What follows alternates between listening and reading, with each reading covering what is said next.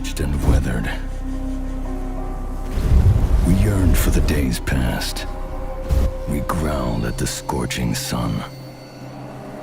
Then, shimmers of dust, breathing ashes. They came from nowhere.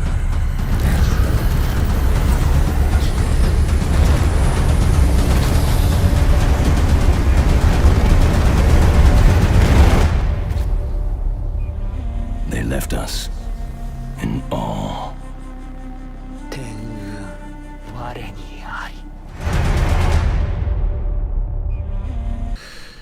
Hey guys, Raven Knight here, giving you a big shout out. Today we had the drop of Year 5 Season 2 Mirage reveal trailer.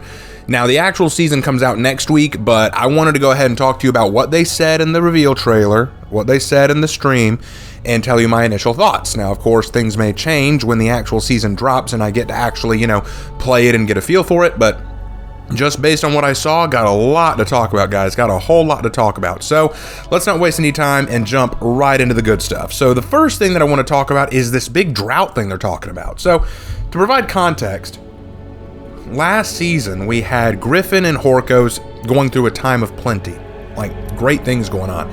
They're recruiting, they're gathering resources, they're kind of showing us what they're all about, right?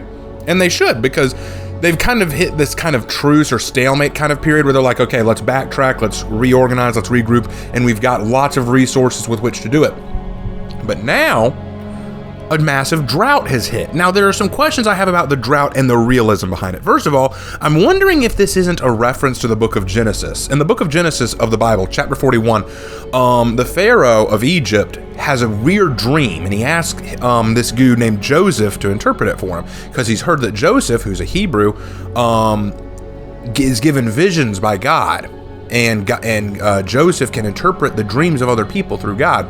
So Joseph hears the Pharaoh's dream and he says, here's what's going to happen, Pharaoh. You're going to have 7 years of plenty and awesome. It's going to be great. You're going to get all the food and water you could ever need. Your people are going to be so happy.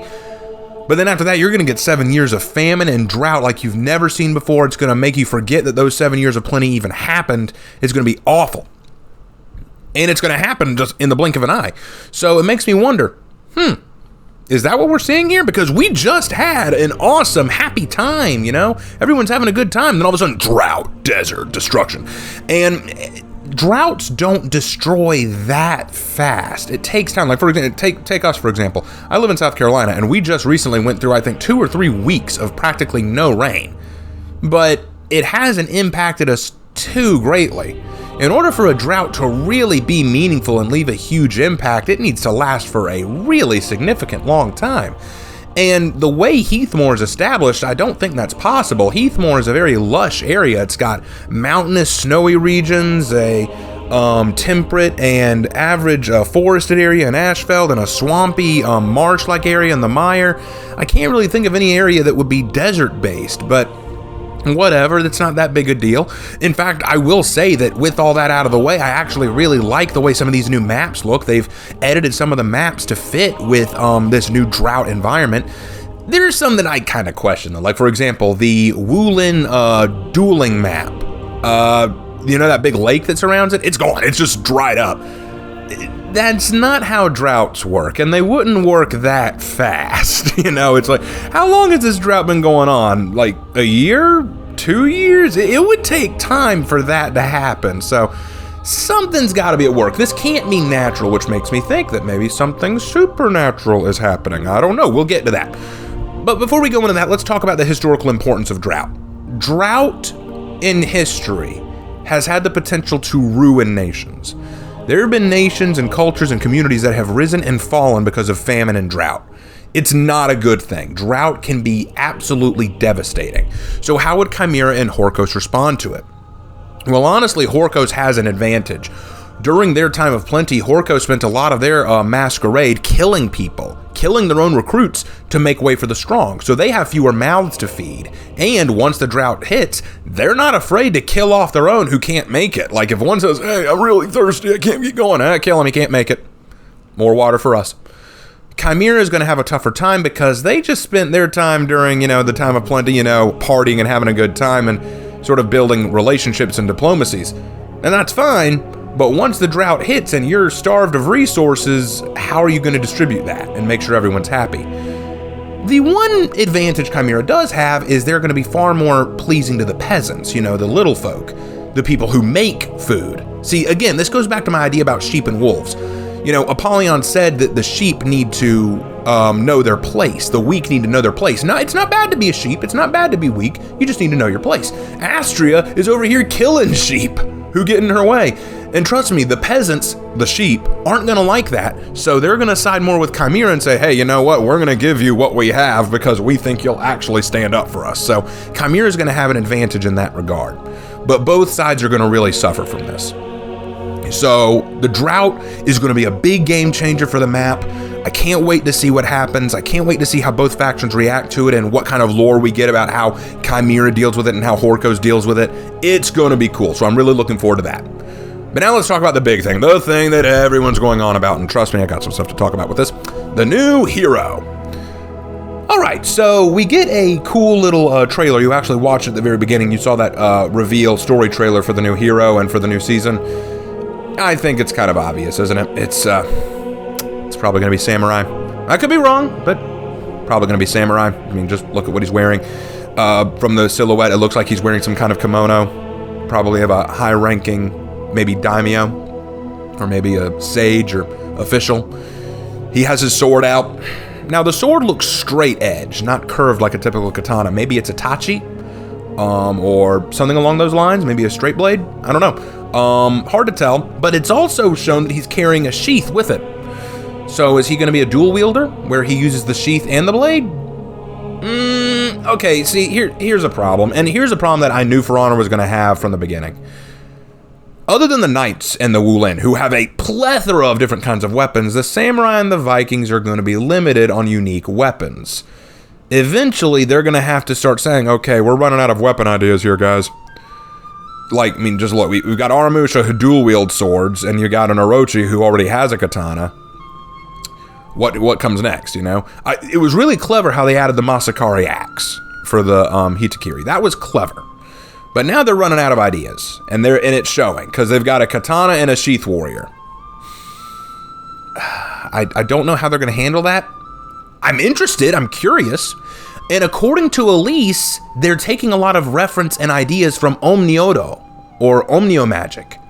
So maybe this dude's a sorcerer. Maybe he's like the Sanhu of the Wulin, where the Sanhu is an alchemist who uses fire. Maybe this guy uses Omnio magic, or Omniodo. Maybe that's it. And we'll talk about Omniodo in a minute. We'll come back to that. But let me just say this. Take a listen to the ending of the story trailer and listen to what this guy says.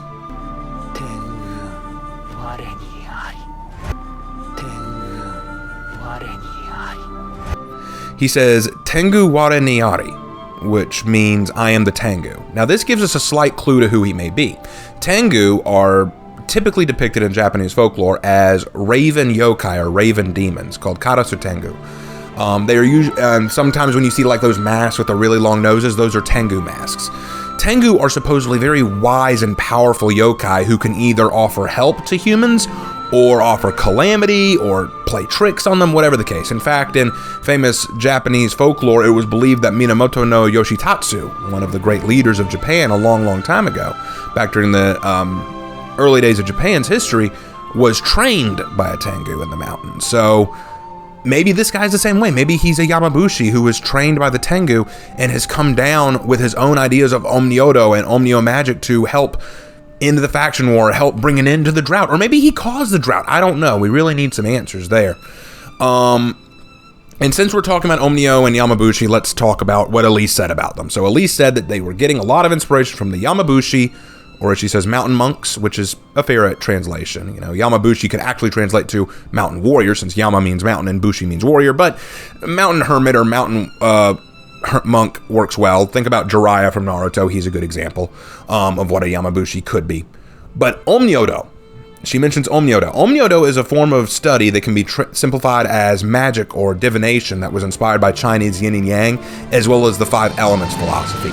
She claimed it was established in the Japanese imperial court during the 9th century, but it was actually more around the 8th, but tit for tat. And those who practiced Omnyodo were called the Omnyoji, and they were treated as high-ranking civil servants with the purpose of divination, protecting the capital from evil spirits, and keeping track of calendars and celestial changes. The game Neo, which y'all have seen me play some, deals a lot with Omnyo and uses it as a magic system to combat yokai. Now, what's cool about this is this could explain the Mirage aspect, because Omnyodo involves the idea of summoning Shikigami, or benevolent spirits, to fight alongside you. What if that's something that this new hero can do? Maybe he can summon spirits. I mean, that would go along with Mirages, things that aren't really there but you think are there. Maybe he's a specialist in smoke and mirror tactics, like what the ninja should have been. I don't know. There are lots of ways they could do this, and I'm curious to see where they'll go with it. I don't want to make any brash assumptions yet, but since Elise said that they were taking a lot of inspiration from Japanese folklore, Yamabushi, Omnyodo, I have to believe that this dude's main method of fighting is going to be more centered around trickery or mirages, as it were. I don't know, but I will say this as well. While I am interested in this new hero, and I'm curious to see what they do, I mean, his design looks cool at the very least. And if he is a Tengu warrior, it's going to be awesome. I wonder if that's what they'll call him. They'll call him Tengu. I don't know. But I'm going to say this. I'm disappointed this isn't a Wulin. Now, I know what you're thinking. Raven, you always say you want a Wulin. Are you just threatened that a new Raven is showing up to the match? No, that's not it. I'm disappointed that it's not a Wulin, because if we're going this Drought direction, this would have made so much more sense to have a Wulin, because it would have fit alongside the mandate of heaven. In Chinese history, it was believed that whenever a dynasty had reached its end and heaven no longer found favor with them, then it would be proven through sudden natural disasters, plagues, conflicts, famine, droughts. This would be a sign from heaven that this dynasty was meant to fall. And what have we just had? We just had a big solar eclipse during the Battle of the Eclipse. We had a volcanic eruption with the return of the raining fire event. We have a drought now. We have a war between two new factions, Chimera and Horkos. Wouldn't this be a sign to the Wulin that maybe the mandate of heaven is saying that Heathmore's time is up? And it's time for the Wulin to step in? And so now they're sending their best and brightest to come in and finish the fight? Maybe them saying this is the mandate of heaven speaking? I don't know. I think it would have made a lot more sense for it to be Wulin, and there is no shortage of Wulin weaponry you could choose from. There's a ton of Wulin weaponry to choose from. Come on, Ubisoft. I know we love our samurai and our Vikings. They're awesome, but come on. Could have given us a Wulin. All right, anyway, moving on. Done with that, done bitching about that. Let's talk about the new game mode. Visions of Kyogen. All right, so let's talk about that word first, Kyogen. It should be pronounced Kyogen, and some of you may even know where that word is from. You've probably heard it before. If you haven't heard it before, let me give you a small hint. Here you go.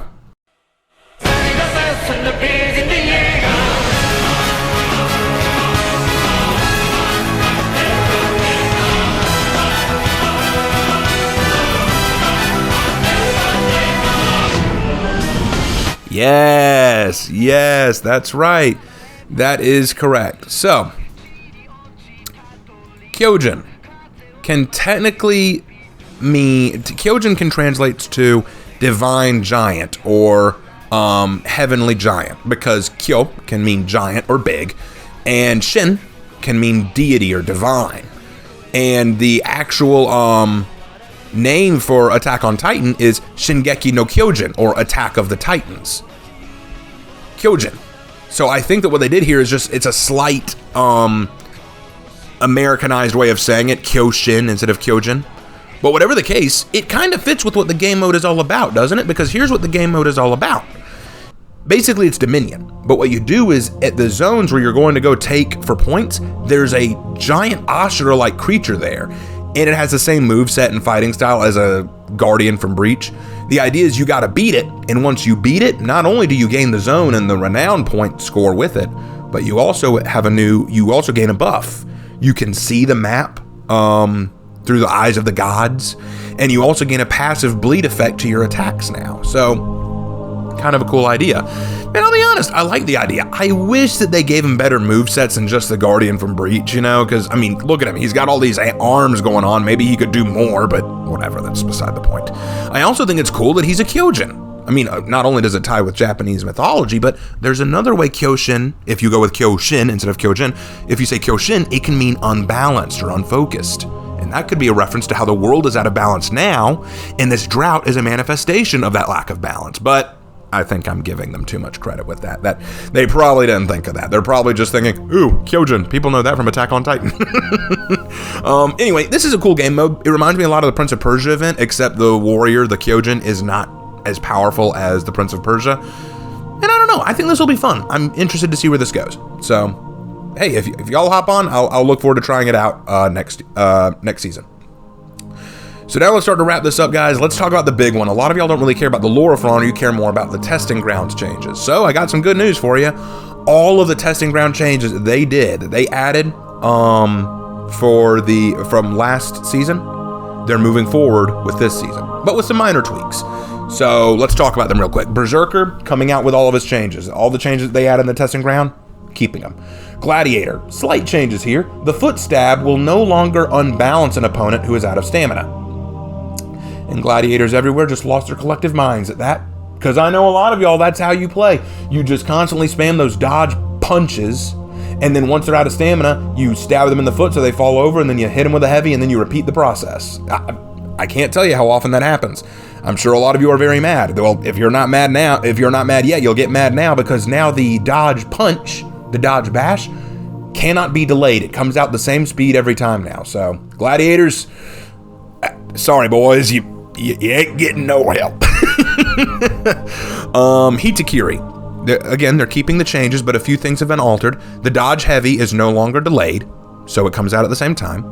And Hitakiri's kicks do not pause stamina recovery anymore, and they don't drain as much stamina. So that way the enemy can actually contend with them. Plus, their heavy combos now do less damage. So that way they can't just spam, I think, 5 or 6 heavies and then you're done? Whatever the case. So that will be good. I think that will make it easier to fight a Hitakiri rather than just being OP as all get out. Zhongjun, everything changes. All the changes that they gave, they keep.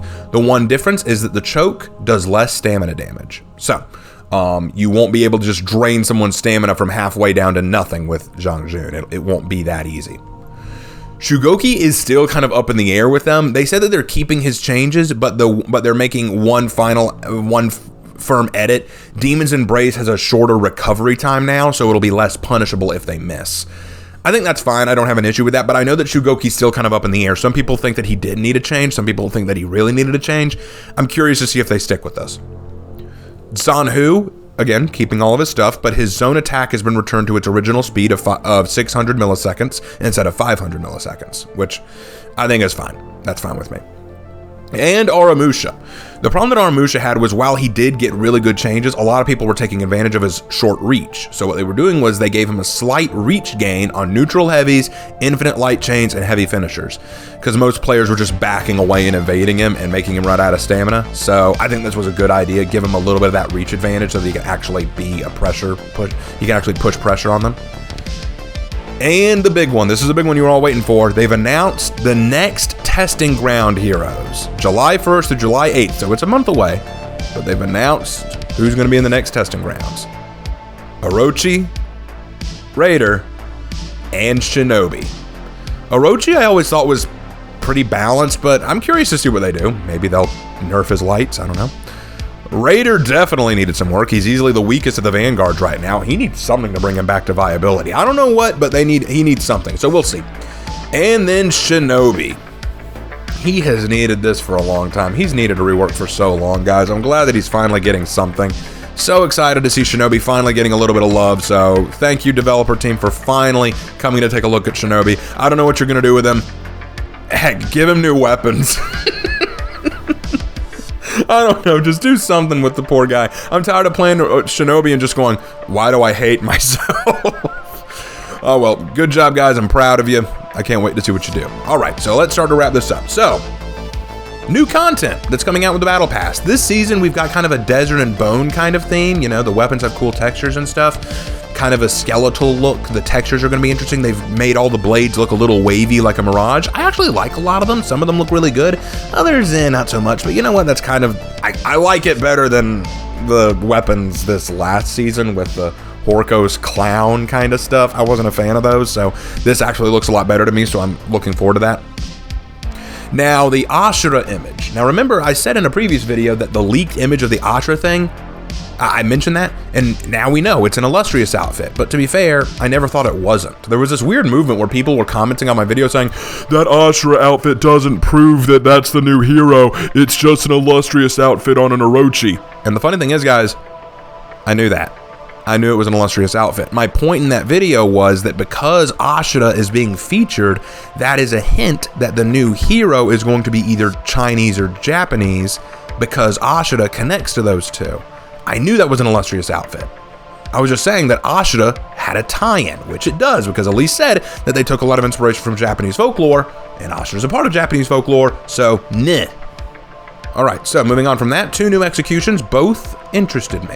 One is basically kick-ass punching combos with some kind of aura around the fist, which is cool, that looks really cool, but it's the other one that got me.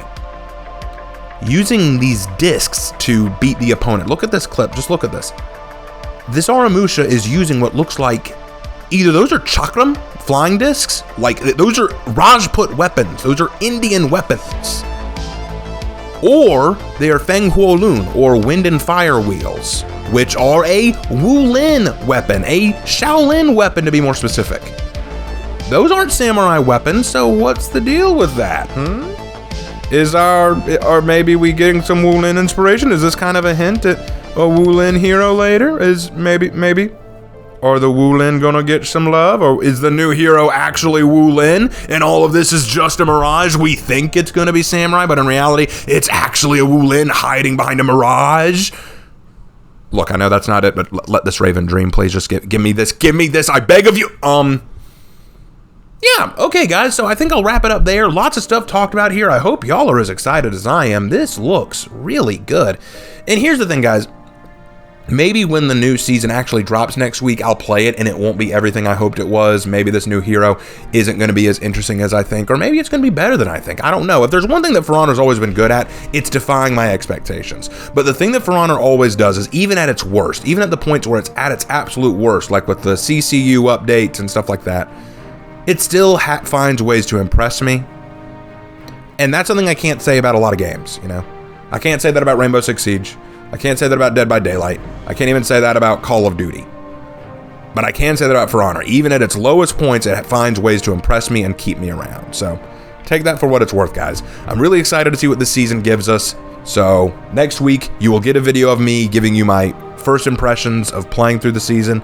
Can't wait for the hero to drop. Can't wait for July. It's coming in July. Why?